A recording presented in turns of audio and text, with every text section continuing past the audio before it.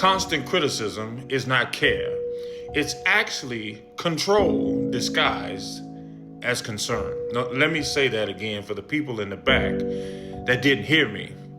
Constant criticism is not care. It's actually control disguised as concern.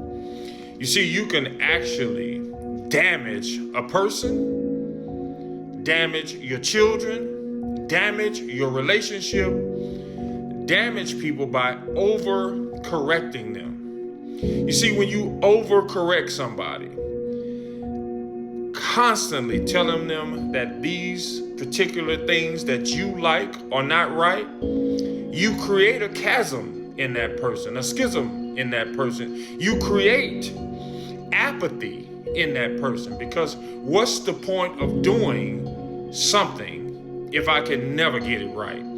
You know, if you are cognizant, you have to understand the human brain is magnificent.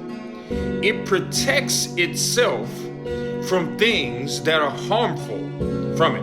You know, I could give you thousands of examples, but I'll start with children. When you oversaturate children constantly telling them that they ain't did this right, they ain't did this right, step up, do this right, you didn't get all A's, why is this C on there? They become very apathetic. What's the point of me constantly trying to do something and all I do is get things wrong? I remember in my children's own life, you know, everybody would see the A's and the B's, and then they would focus specifically on the C. You know, I remember saying something to my daughter, and I saw, even though she was excited about her report card, when I started to say something about the one glitch, it's really not a glitch, but the one thing that she had that wasn't up to my standards, I saw her poor little face go down. So I started to say to myself, we're going to honor the things that you've done right. And later on, we'll address how we can help you in the things that you weren't perfect at. You see, that is a better way to actually uplift people's self-esteem and self-worth. I remember being a young soldier. It was this one NCO, you hated to see him come around because he was Mr. Correction. Every time he came around, all of us got anxious. All of us, went into this shell because we knew he was going to point out something that we did wrong. While he thought he had our respect, we actually were repulsed by him because he did no upliftment. He really, in our eyes, just came around to put us down. You see, leadership is not about income. Leadership is about outcome. When you are a leader, your job is to uplift people. You can do that in a variety of ways. It doesn't always have to come in the form of correction. Some of the best ways I've learned as a human being is by observation. Oh, I gotta say that again. Some of the best ways I've learned as a human being is by observation.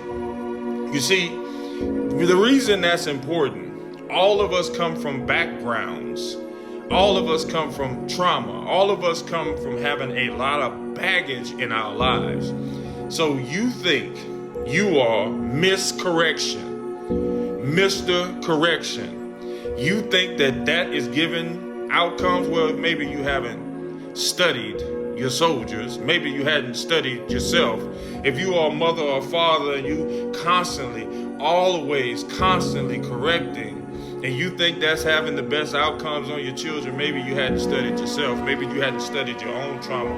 Maybe you are trying to control folks based upon your trauma. I don't want to get into the parenting. That's not my reason for being on this message.